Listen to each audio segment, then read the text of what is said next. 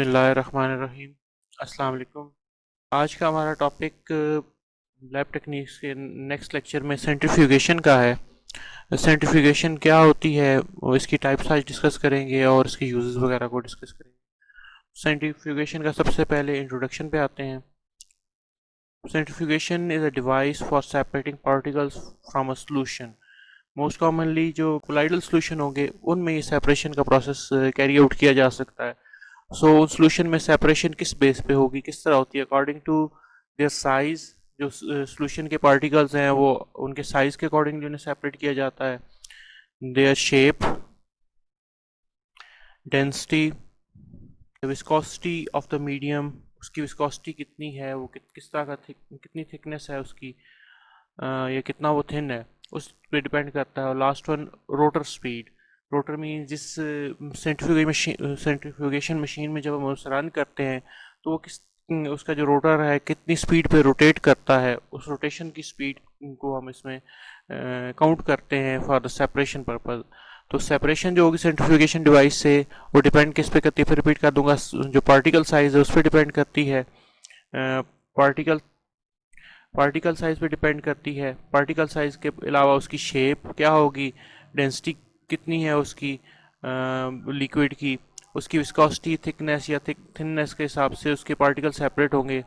और रोटर की स्पीड कितनी स्पीड पे वो रोटेशन मूव कर रही है, वो डिवाइस कितनी स्पीड में वो मूव कर रही है, तो ये उसकी स्पीड में वगैरह भी बहुत ज़्यादा इंपॉर्टेंस रखते हैं। मोस्ट इंपॉर्टेंट चीज़ में एक चीज़ ये देखनी होगी कि जो पार्टिकल्स प्रेजेंट होते हैं जब उनकी सेंट्रीफ्यूगेशन की जाती है तो उन पार्टिकल्स में से जिनका हायर साइज होता है, जिनकी डेंसिटी हायर होती है, हायर डेंसिटी वाले जो मॉलिक्यूल्स होते हैं हमेशा वो बॉटम में सिंक करते हैं। सॉल्वेंट का सबसे बॉटम वाला पोर्शन होता है, अगर वो उसमें सॉलिड पार्टिकल्स होंगे तो सेडिमेंट की फॉर्म में वो नीचे बैठेंगे। सबसे जो बॉटम होगा कंटेनर का या सेंट्रीफ्यूज की जो अप एंड ऑफ ट्यूब्स होती हैं या टेस्ट ट्यूब्स जो होती हैं उनके बेस पे जो सेटल डाउन होगा वो सॉल्वेंट, जो सॉलिड पार्टिकल्स या हायर डेंसिटी वाले पार्टिकल्स हैं वो सेटल डाउन होंगे। वाइल जो उससे कम डेंसिटी वाले होंगे, लाइटर डेंसिटी वाले होंगे, वो सेकंड लेयर में आएंगे। फर्स्ट लेयर जो बॉटम लेयर होगी वो हायर डेंसिटी वालों की होगी, उसके बाद लाइटर डेंसिटी वाले होंगे और उस लाइटर डेंसिटी वाले के ऊपर फर्दर उससे लाइटर डेंसिटी वाले या लिक्विड पोर्शन उसके ऊपर आता है। तो ये इस तरह करके ये जब आफ्टर कंप्लीट हो जाता है प्रोसेस ये सेंट्रीफ्यूगेशन का, तो सेंट्रीफ्यूगेशन के प्रोसेस कंप्लीट होने के बाद पार्टिकल सेपरेट हो जाते हैं। बेसिकली सेंट्रीफ्यूगेशन रोटेशन है। आप किसी भी पार्टिकल को जब मूव करवाते हो, आपने कॉमनली चीज़ देखी होगी, सेंट्रीफ्यूगल फोर्स पढ़ी हुई है आप लोगों ने एफएससी वगैरह में। तो किसी भी ऑब्जेक्ट को अगर हम किसी स्टोन को अगर किसी स्ट्रिंग के साथ या रोप के साथ टाई करके हम उसे घुमाते हैं तो मूव करता है सर्कल में। जब वो मूव कर रहा होता है स्टोन उससे सर्कल से बाहर निकलने की कोशिश करता है, जिस वजह से उसकी मूवमेंट क्रिएट होती है। तो वो एक फोर्स के ऊपर क्रिएट होती है, सेंट्रीफ्यूगल फोर्स, जो उसे रोटेशन की तरफ लेके जाती है। उस फोर्स को यूज़ करते हुए हम यहाँ पार्टिकल्स को सेपरेट करवाते हैं। जो सॉलिड पार्टिकल्स होते हैं वो away from the centre move करते हैं, जो बड़े हायर डेंसिटी वाले होते हैं, और लाइटर उनके साथ अटैच हो उनके बाद वाले लेयर में आते हैं। तो इस तरह के डेंसिटी की बेस पे उनकी सेपरेशन कितने डिस्टेंस पे हो सकती है, और रोटर की स्पीड भी बहुत ज़्यादा इंपॉर्टेंस रखती है। जैसे आपको यहाँ पे नज़र आ रहा होगा सेंट्रीफ्यूगेशन जो हो रही है ब्लड की, इसमें आपको पहला सैंपल यहाँ पे नज़र आ रहा है जिसके अंदर प्योर ब्लड रखा हुआ है। जब ये रोटेशन में जाता है, रोटेशन कंप्लीट करने के बाद इसकी फ्रैक्शन बन जाती हैं। फर्स्ट लेयर एक वाइट सी दूसरी लेयर नज़र आ रही है और एक उसके बाद प्लाज्मा की लेयर नज़र आ रही है। तो red blood cell, white blood cell, वो नेक्स्ट आपको दिखाता हूँ। ये आपको एक सेंट्रीफ्यूज मशीन नज़र आ रही है जिसके अंदर सैंपल्स को प्लेस किया जाता है, उसके अंदर रोटेट किया जाता है। After completion of the process आपको जो उसकी जो ट्यूब्स हैं, जो अप एंड ऑफ ट्यूब्स होती हैं जिसके अंदर अटैच होती हैं, या सेंट्रीफ्यूगल ट्यूब्स जो होती हैं उनके अंदर अरेंजमेंट जो आपने लिक्विड उसमें फिल किया है। यहाँ पे जो लिक्विड की पिक्चर नज़र आ रही है आपको, ये ब्लड है। और ब्लड की जो सेंट्रीफ्यूगेशन के पास कंडीशन ये आती है कि आरबीसीज जो हैं, रेड ब्लड सेल्स, क्योंकि उनकी डेंसिटी हायर होती है तो हमेशा बॉटम की लेयर में सेटल होते हैं। वाइट ब्लड सेल्स उनकी तादाद कम होती है, प्लेटलेट्स वगैरह की, वाइट ब्लड सेल्स की, और उनकी density as compare to red blood cells कम होती है, सो वो सेकेंड लेयर में आते हैं। और बाकी लिक्विड पोर्शन जो है, प्लाज्मा जो है वो सेपरेट हो जाएगा। आजकल प्लाज्मा के बारे में आपको पता है कि प्लाज्मा वगैरह सेपरेट किया जा रहा है, तो उसके लिए प्लाज्मा मशीन्स के अंदर यही प्रोसेस किया जाता है कि जो डोनर है उसका ब्लड उस मशीन के अंदर मूव करता है और उसका प्लाज्मा सेपरेट होना शुरू हो जाता है। बाकी जो ये पोर्शन हैं वाइट ब्लड सेल्स और रेड ब्लड सेल दूसरे आउटलेट्स उसकी बॉडी में वापस इंसर्ट कर दिए जाते हैं, तो वहाँ पे भी सेंट्रीफ्यूगेशन का प्रोसेस यूज़ होता है। इसके अलावा ये मोस्ट कॉमनली ये प्रोसेस जो है लैब की एनालिटिकल टेक्निक्स में होता है। अगर कोई डॉक्टर्स जब आपको ब्लड प्रोफाइल की मुख्तलिफ पैरामीटर स्टडी करने के लिए भेजते हैं तो वो सेंट्रीफ्यूगेशन से इनको सेपरेट करके उनके एनालिसिस करते हैं, तो ये एनालिटिकल लैब्स के अंदर भी होता है। तो इसकी थोड़ी सी आपको एक ग्राफिकल जो इमेज है वो मैं नेक्स्ट आने वाली दिखाने जा रहा हूँ, तो वो किस तरह होती है और किस तरह ये परफॉर्म की जाती है। सिंपल सेंट्रीफ्यूगेशन प्रोसीजर को हम सबसे पहले डिस्कस करेंगे।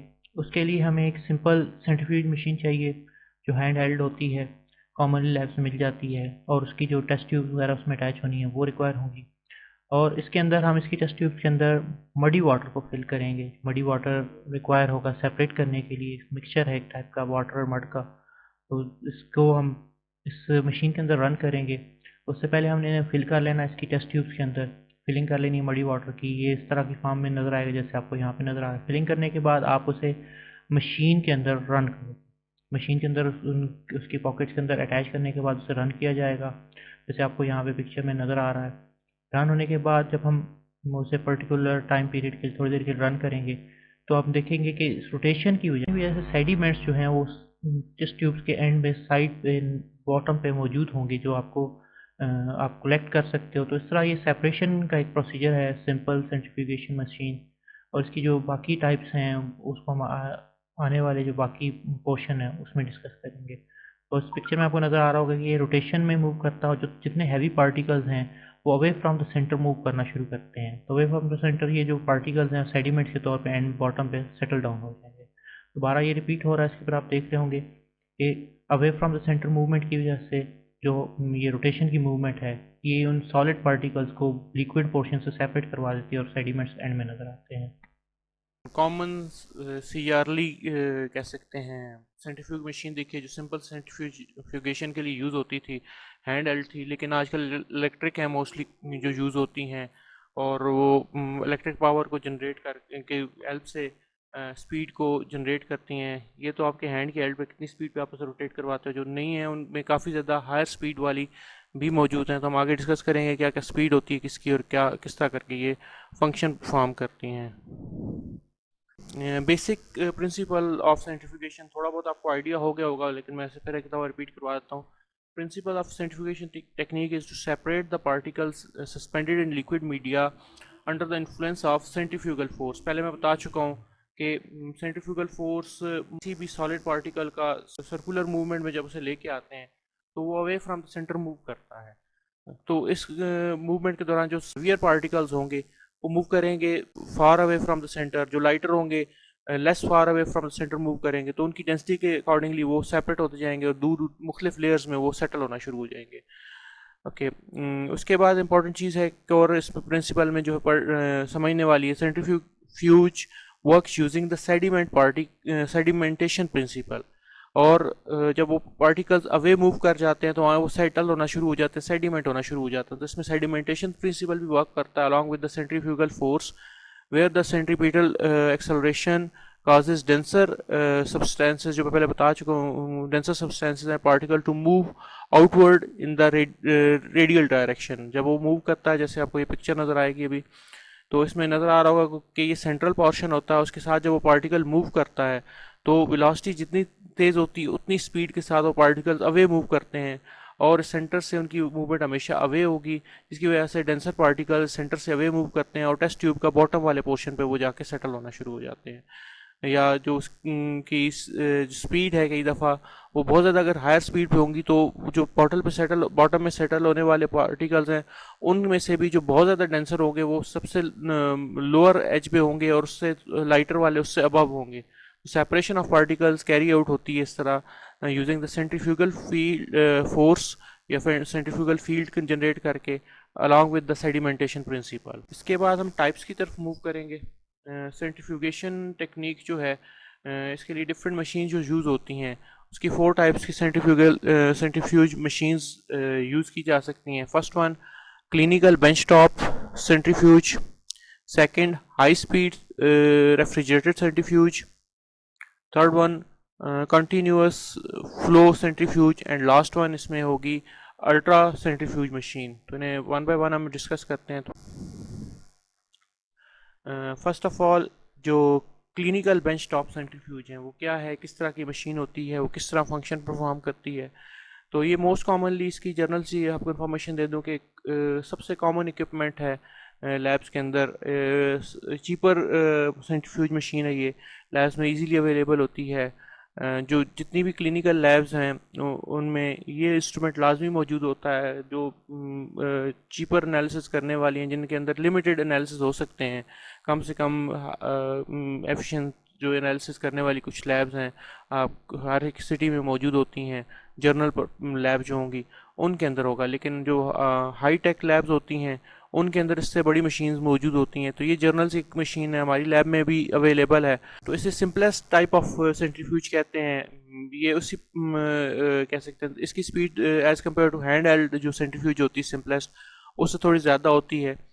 और इसमें जो सबसे इम्पोर्टेंट चीज़ है कि सेपरेशन किस चीज़ की जाती है। हम इसमें यीस्ट सेल्स को सेडिमेंट करवाते हैं ब्लड सेल्स को सेपरेट करने के लिए, और कोई ऐसा कोर्स मीडिया जैसे अभी हम मडी वाटर की डिस्कशन कर रहे थे उसको, या कोई और इस तरह का जो कोर्स मीडियम है उसको सेपरेट, उसके पार्टिकल्स को सेपरेट करने के लिए यूज़ होती है लैब कंडीशंस में। For the analysis of different materials को, उनके पार्टिकल्स को सेपरेट करना है तो उसके लिए यूज़ होती है। मैक्सिमम इसकी स्पीड 4000 टू 6000 आरपीएम होती है। रेवोल्यूशंस पर minute means RPM stands for revolutions पर मिनट। वाइल जो इसका स्पेसिफिक स्पीड कह सकते हैं जी मींस रिलेटिव सेंट्रीफ्यूगल स्पीड को जी से रिप्रेजेंट किया जाता है, तो वो इसकी 3000 टू 7000 होती है। इसकी मैक्सिमम स्पीड जो होगी रेवोल्यूशन पर मिनट में 4000 से 6000 होती है। और उसको एक और अल्टरनेट फॉर्म में हम उसे डिस्क्राइब करते हैं, जिसे उसकी हम रिलेटिव सेंट्रीफ्यूगल फोर्स कहते हैं, आरएफसी कहते हैं। तो आरएफसी जो होती है उसकी वो 3000 से 7000 आरपीएम तक हो सकती है। तो जी वैल्यू कैलकुलेट करने का ये फार्मूला है, जिसमें 1.118 multiplied by 10 raise power -5 multiplied by R stands for radius of the centrifuge rotor, जो रोटेशन करने वाली मशीन के अंदर जो सेंट्रल पोर्शन जैसे आपको यहाँ पे नज़र आ रहा होगा इसके अंदर। वाइल जो एस इसमें है, एस इसकी जो स्पीड रोटेशन पर मिनट्स में जो स्पीड होगी उसको वो रिप्रेजेंट कर रहा है, किस स्पीड से वो मूव करेगा। जो उसका रोटर है वो कितनी हायर स्पीड पे मूव करता है, ये उसकी स्पीड होगी। तो इन सबको आपस में जब मल्टीप्लाई करेंगे इन वैल्यूज़ को तो जी वैल्यू निकलेगी। और इस जी वैल्यू को हम अगर सिंपल वर्ड्स में मैं पहले भी डिस्क्राइब कर चुका हूँ कि जी वैल्यू रिलेटिव सेंट्रीफ्यूगल फोर्स है। उसके बाद नेक्स्ट मूव करेंगे हाई स्पीड रेफ्रिजरेटेड सेंट्रीफ्यूज। जैसे नाम से पता चल रहा है कि इसकी स्पीड भी हायर होगी, लेकिन इसमें रेफ्रिजरेटेड सिस्टम होता है as compare to bench top. तो इसमें रेफ्रिजरेटर सिस्टम दोनों में होने का पर्पज़ ये है कि बेंच टॉप जो है इसकी इतनी स्पीड नहीं है, और ये शॉर्टर पीरियड ऑफ टाइम के अंदर अपना जो फंक्शन परफॉर्म करने के लिए यूज़ होती है। सो इसके अंदर कोई टेम्परेचर राइज करने का कोई इतना ज़्यादा इशू नहीं होता। सिंपल वाटर सस्पेंशन के साथ इसको कूल डाउन किया जा सकता है। वाइल जो हाई स्पीड रेफ्रिजरेटेड सेंट्रीफ्यूज होती हैं इनको कूल डाउन करने के लिए इनके साथ रेफ्रिजरेटर सिस्टम होता है, ताकि जब वो हाई स्पीड पर मूव करें तो चैम्बर के अंदर हायर टेम्परेचर राइज ना करे। राइज हुआ टेम्परेचर जो पार्टिकल्स की सेपरेशन को डिस्टर्ब करता है, सो उससे अवॉइड किया जा सकता है। जो हमने क्लिनिकल यूज़ कर रहे थे उसमें हम सेल्स को या थोड़े से लार्जर पार्टिकल्स को सेपरेट करते हैं। वाइल हाई स्पीड जो रेफ्रिजरेटेड सेंट्रीफ्यूज है इसमें हम ऑर्गेनेलीज को आइसोलेट करते हैं, उनकी के साथ साथ हम जो सॉल्युबल प्रोटीन्स हैं उनकी प्योरिफिकेशन और आइसोलेशन भी कर सकते हैं। अब इसमें हम सेल को सेपरेट नहीं कर रहे बल्कि सेल की ऑर्गेनेलीज इसमें, क्योंकि हाई स्पीड है तो हाई स्पीड की हेल्प से हम ऑर्गेनेलीज यानी कि उसके इंटरनल कंपोनेंट्स ऑफ सेल उनको सेपरेट करके उनको एनालिसिस कर सकते हैं। माइक्रो ऑर्गेनिज्म की सेपरेशन को इसी के थ्रू कैरी आउट किया जा सकता है। मैक्सिमम जो स्पीड इसके अंदर पाई जाती है जो ये प्रोड्यूस करता है वो 25,000 आरपीएम है। और उसके साथ इसकी जी वैल्यू जो है वो 60,000 तक होती है, जो इसकी एफिशिएंसी को और इसके वर्क को इन्हेंस करती हैं। ओके बेटा, यहाँ तक हमारा आज का लेक्चर था। नेक्स्ट वीडियो तक के लिए अल्लाह हाफिज़, फ़ी अमानिल्लाह।